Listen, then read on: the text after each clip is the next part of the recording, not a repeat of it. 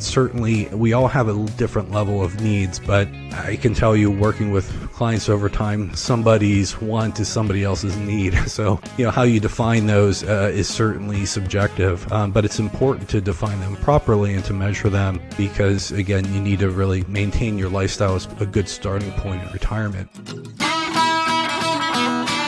Welcome to Retire Smarter with Kevin Kroski. Find answers to your toughest questions and get educated about the financial world. It's time to retire smarter.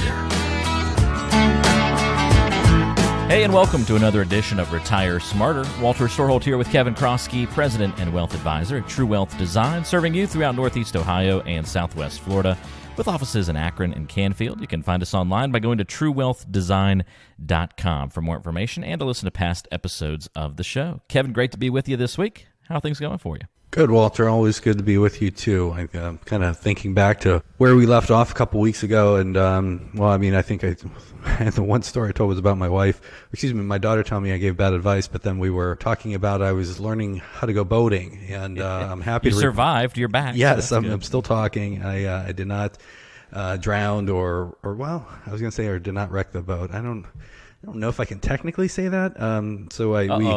We took the boat out last weekend, and again, we're kind of just learning here. We didn't buy a boat or anything, but so we took it out. I'm still very nervous or humble maybe in going out there and learning, and everything went well. Wife was congratulatory, said she was surprised how well I did. I guess she had really low expectations of me. Thanks, honey. And we docked the boat or beached the boat, I guess, into a sandbar, and so we were there for a while, walking around with the kids in the water. And I'm thinking everything's great. I was worried about the boat actually, us losing the boat, so we had the anchor out. But when time came and we wanted to actually get back in the water, we couldn't push the darn boat back out. So the tide had actually receded a bit, and now here we were on the beach, and so we were able to, after an OSHIT moment, we had some people come over and help us, and with about 15 men on it and pushing, we were able to get back in the boat and get back to the dock and get home. So far so good. A little bit excursion there, or a little bit of learning experience with the tides, but so far so good. It's a good thing you approached it already humble, because that would have been the first thing, and it was anyway, the first thing that would happen to any boat owner is you get humbled very quickly when you're out there trying to figure out what you're doing. So, but this sounds like this was after the training and the instructor, right? So this was when you went out on your own afterward for the first time? This was, yeah. And the training was great. I had 5 hours of, it was a retired Coast Guard captain. He spent his career on Lake Erie out of Mentor, Ohio, so Northeast Ohio guy. And just 5 hours one-on-one training. It was really good. And, it's just, I think humility's a good trait to have in many facets of life, and certainly apropos when you go out and are learning how to boat on a big body of water. So, by no means do I feel comfortable yet, but I'm getting there. We'll turn the page to our show momentarily, but one last thing. What was the one best piece of advice that he gave you during the training that you think will stick with you through all of your boating days in the future? The one best piece of advice, the only thing that sticks out, I guess, at the moment is he said always make sure that you're looking over your shoulder. So we had a much bigger boat than the small boat that I was on and was getting trained on, and came flying by us. And and I looked over, I was startled, and Captain Tony saw that I was startled. He said, "That's why you always look over your shoulder." I said, "Point taken, Captain Tony."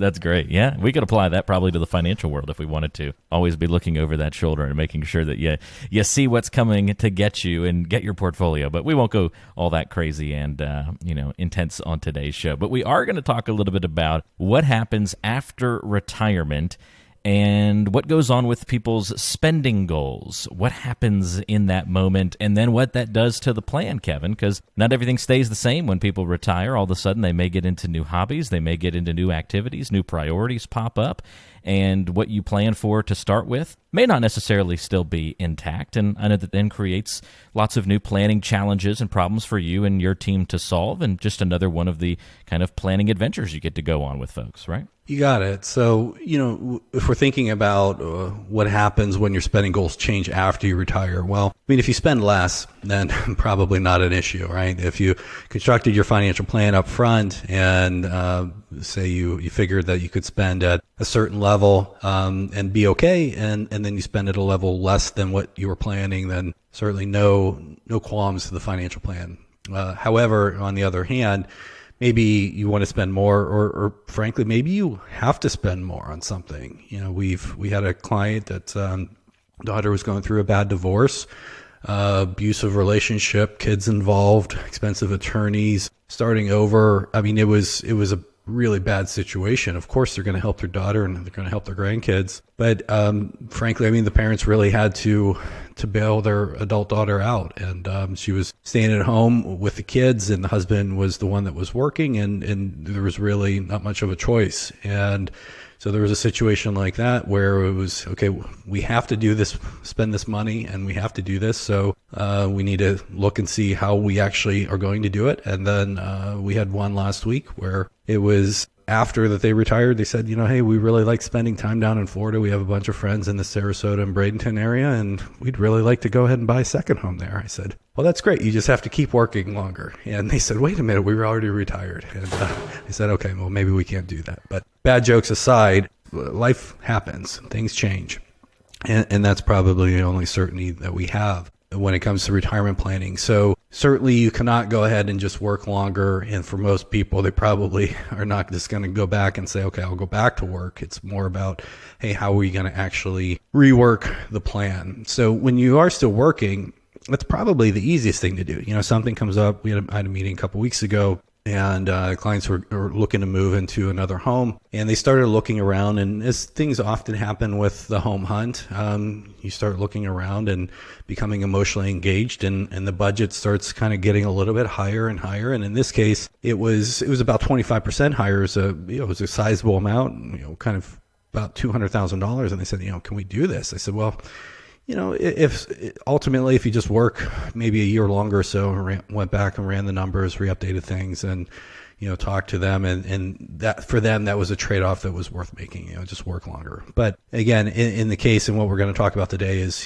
what about when these things change after you've cut off that paycheck, and what you have accumulated has to last the rest of your lifetime. So one that we're going to talk about today, I'm not going to dive into the divorce situation that I mentioned, but into the second home situation that I also mentioned. The process is really the same. Certainly the circumstances are dramatically different, but the process is really the same. And we've talked about our Retire Smarter solution process in the past. We have a separate podcast episode directly dedicated for it. But it's really just going back and reworking that process. Maybe paying attention to a couple steps in particular that we'll highlight, but it's really just that. So in this case, we've been working with the clients for 7 or 8 years. They're in their very early 60s now, 61 and 62, married couple, no kids. And as I mentioned, they had a budget for travel, and in fact, they have 3 different budgets, spending goals for travel in their financial plan. And in their case, the way that we did it, they retired in late 50s, early 60s. So, who knows, maybe 40 plus years ahead of them, both in good health, and really like to travel and see the world. And so in their case, rather than having one very large travel goal consistently throughout retirement, we really broke it into stages to factor in that sort of, hey, we've crossed off a lot of our bucket list items, so maybe we don't need to go there again. But also, just being mindful of the fact that we will be slowing down over time. And we're probably not going to want to make those big trips and hike through, the mountains in Europe or something of the sort. So they had these 3 different spending goals. But again, they came back and said, more of our friends are moving down to Bradenton, Sarasota area. We'd really like to get out and spend more time down there. Is this something that we can do? And when you think about the time that they retired, being that they were late 50s, early 60s, their money has to last them potentially for more than 40 years. If they were to make it all the way to 100 or so, that's quite possible in today. And to go ahead and have a big change and maybe buy a few $100,000 house in Florida after you've already cut off that retirement paycheck, is a big change for even the most well-funded financial plan, and they had done really well. I mean, they had worked for many years, both at the same company, had a good pension that actually in their case made sense to take via a lump sum. They had 401ks, always lived below their means, and had a little bit north of $2 million. Quite a nice sum for somebody. But again, I mean, that money has to last 40 plus years for them, and Social Security at their age couldn't start yet, and in their case, by and large, it's going to make sense to defer at least one, if not two, of the benefits later. So the portfolio is doing a lot of work in these early years of retirement. They're pulling out a good chunk of money for their spending, low six figures, to do the things that they want to do and have the lifestyle that they become accustomed to and that we planned for, and all that was fine. But now when we start really reworking in the new second home goal after the fact that they retired, well, again, we kind of have to go back and rework the plan. So in their case, when we look at this Retire Smarter solution that we take clients through, really was the lifestyle analyzer is step 2. So we already have a plan in place. Step 1 is really kind of envisioning, what's possible and what have you. Step 2 is the lifestyle analyzer, and really measuring what your current lifestyle spending is. And the husband, he actually had kind of a quicken sort of program where he tracked all his spending. And so we had some really good data that we were able to use and understand what their lifestyle cost. But then we started reformatting that a little bit, and we broke it apart into different goals. I mentioned the travel goal and how we had 3 different travel goals and differing amounts and declining and staged over time as they age. So that was as more of kind of an age-related spending change customized to them. Also, they had just a ranking effect. So there's certain goals that are going to be there as long as they are. It's more of those needs bucket goals. And then there's things that are a little bit more discretionary.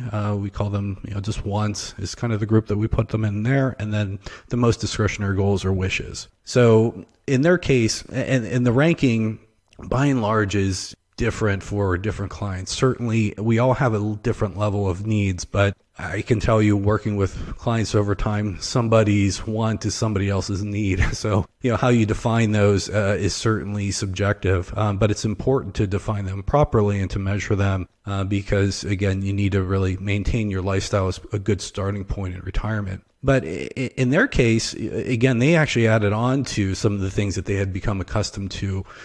Yes, they had done some traveling while they were working, but now that they weren't working, they wanted to do more of it. And in fact, they have done, more of it. So all that is really kind of worked through when we started working together 7-8 years ago.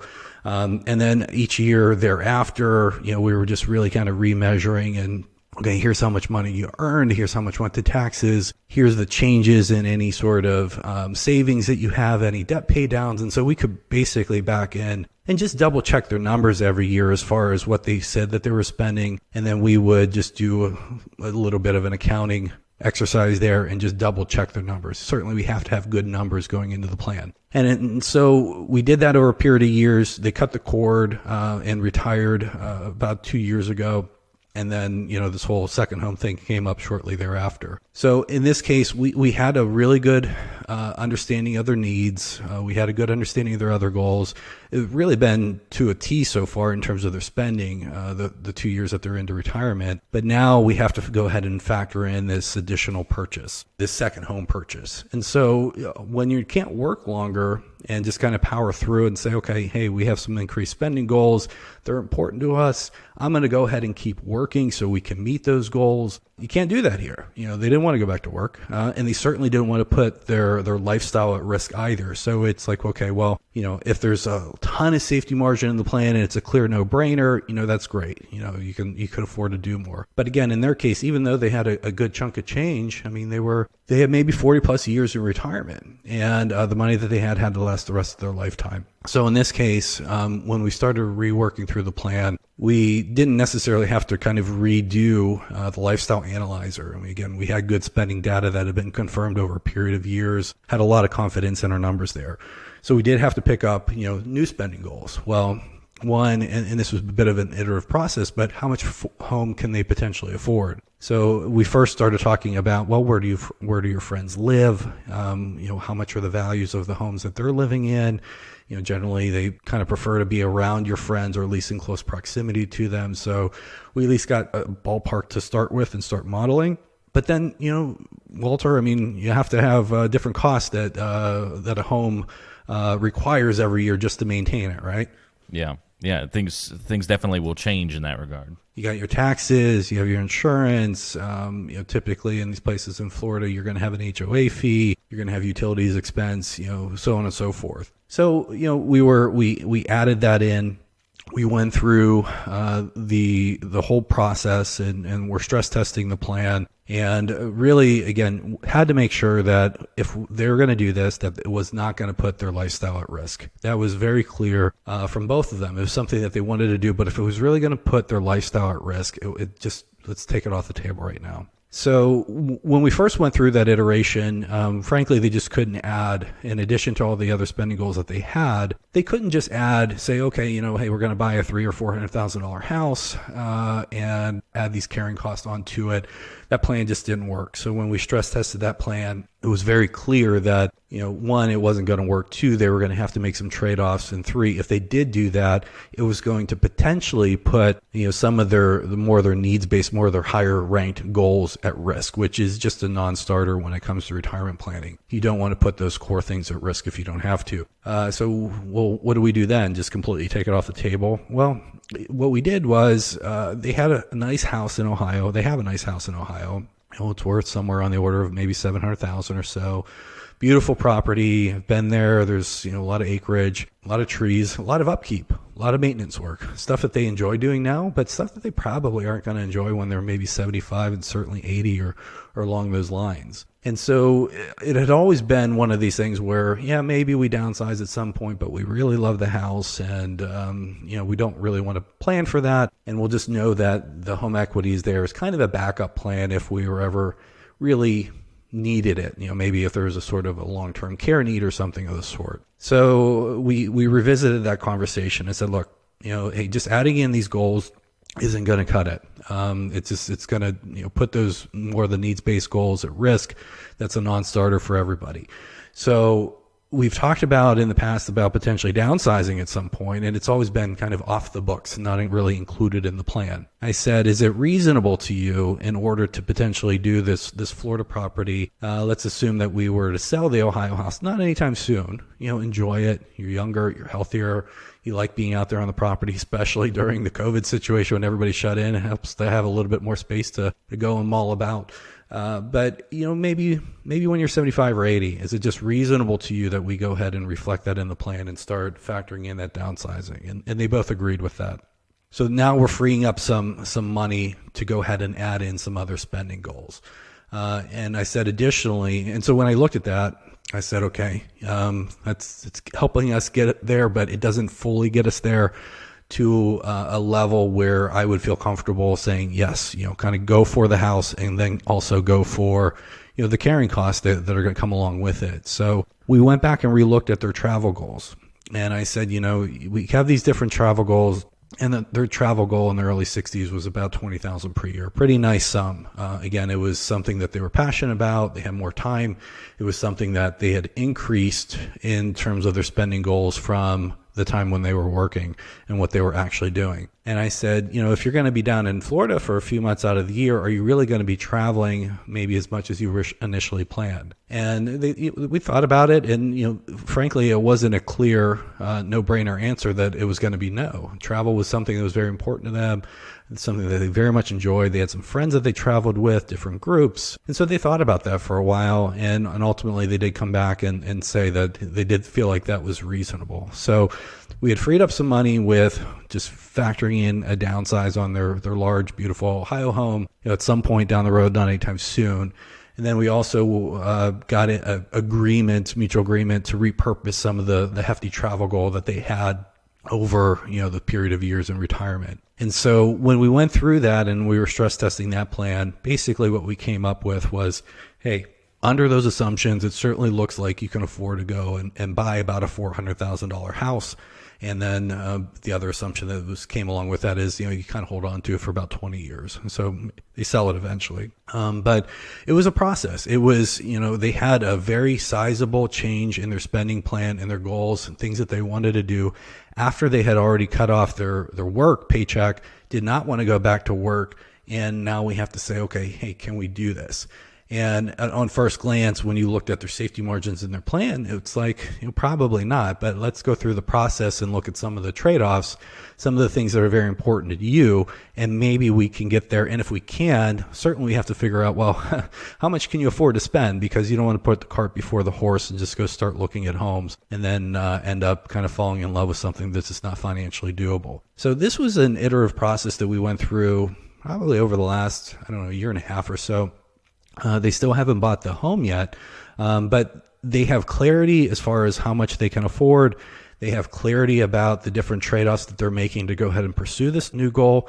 And also, if something, if coronavirus were to stay around for an extended period of time and the market sells off again and returns are lower, or some other bad news happens, we have a predetermined cutback plan in terms of their spending goals. It's not like we're going to cut back from their needs. They're going to still be able to go ahead and do that and maintain their lifestyle. But for them, the way that I explained it, I said more likely than not, rather than holding on to the property for 20 years, if things didn't pan out as we hoped, or if there's some other unforeseen spending that comes up that you have to do, it's not a like to do, but a have to do, like the divorce situation that I explained before, then, maybe it's something that you can only do for 10 years or something like that, but you'll still be able to do it for 10 years.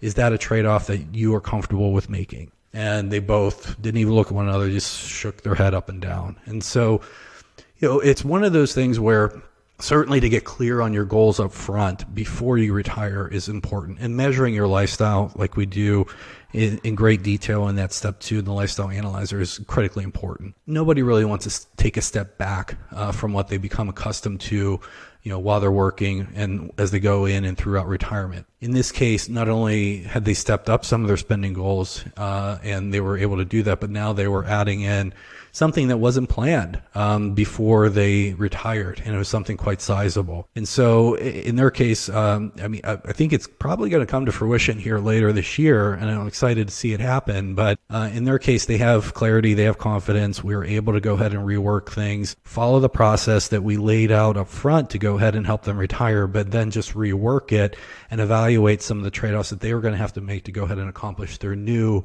and substantial spending goal of having a second home and being able to spend time in Florida. It's awesome to be able to accomplish all those different goals, Kevin. So many different little needs and wants kind of needling their way into that equation, and you just kind of have to sometimes talk these things out and figure out the best path in front of you. And it's neat to see that come to fruition for folks. I know that has to be exciting for you to see come to fruition, and of course exciting for them to be able to realize some of those dreams.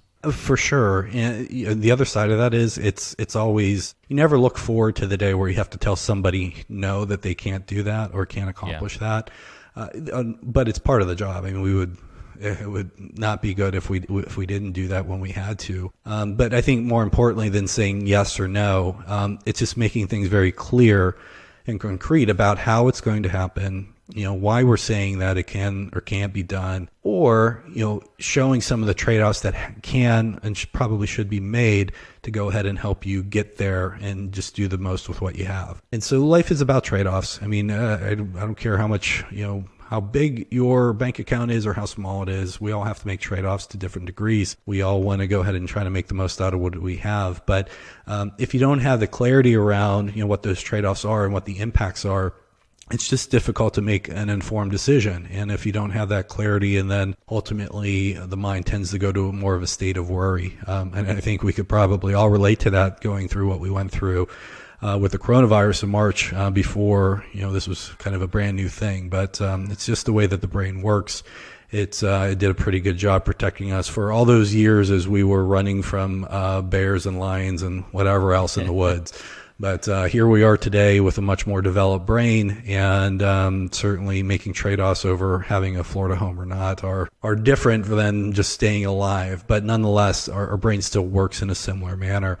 But you have to be clear and you have to understand the numbers. But then I think you have to have the experience and wisdom just to relate it to somebody to show really what those trade-offs are and just allow them to make a very informed decision that they feel comfortable with. Lions, tigers, and bears, oh my, have been traded for stock market drops, risk, and investments, oh my, something like that. I'm sure if we put more thought into that, we could find a better not too bad, to Walter. compare. That was good.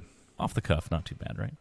It's helpful, Kevin, to hear stories like this and how the planning process works and kind of getting an inside peek under the hood at truly what goes into putting together a True Wealth Design, the name of the company. And here on Retire Smarter, if you want to get in touch with Kevin Kroski and the team at True Wealth Design, it's very easy to do so and talk a little bit about what's going on in your financial life. How can you better improve your financial situation going forward to and through? And that's the important part as well, through retirement. Always don't overlook that, just getting to retirement. It's much deeper and goes beyond that as well. You can schedule a 15-minute call with an experienced advisor on the True Wealth Design team by going to truewealthdesign.com and clicking on the Are We Right For You button to schedule your call. Again, go to truewealthdesign.com and click on Are We Right For You, or you can give a call directly to the team at 855-TWD-PLAN. That's 855-893-7526. Kevin, thanks for the help on today's show. Looking forward to another great conversation with you on the next episode. Thanks, Walter. By the way, I should have made a bigger deal about this at the beginning of the show. Congratulations. This was episode number 50, sort of a milestone episode for you here. You've hit the half-century mark of podcasts. 50? Well done. Wow. All right. Yeah. Well, it's, wow. I'm speechless. Well, it's just like ages, right? 50 kind of felt like 49 and probably feel how 51 felt a little bit. Well, when my wife turned 35, I made a toast of here's halfway to 70, and it just didn't go over. Bad mistake, my friend. Bad mistake. Yes. Sometimes I think I'm funnier than I actually am.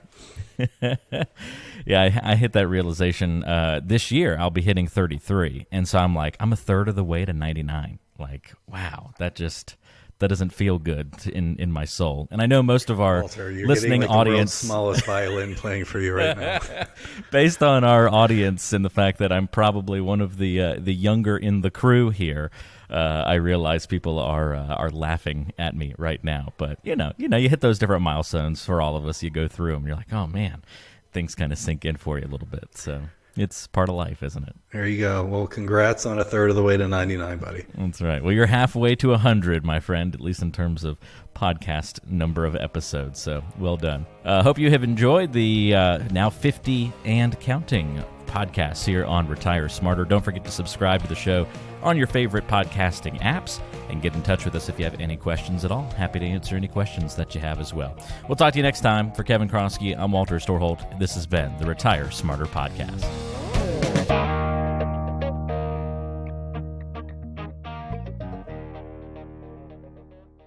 Information provided is for informational purposes only and does not constitute investment, tax, or legal advice. Information is obtained from sources that are deemed to be reliable, but their accurateness and completeness cannot be guaranteed. All performance reference is historical and not an indication of future results. Benchmark indices are hypothetical and do not include any investment fees.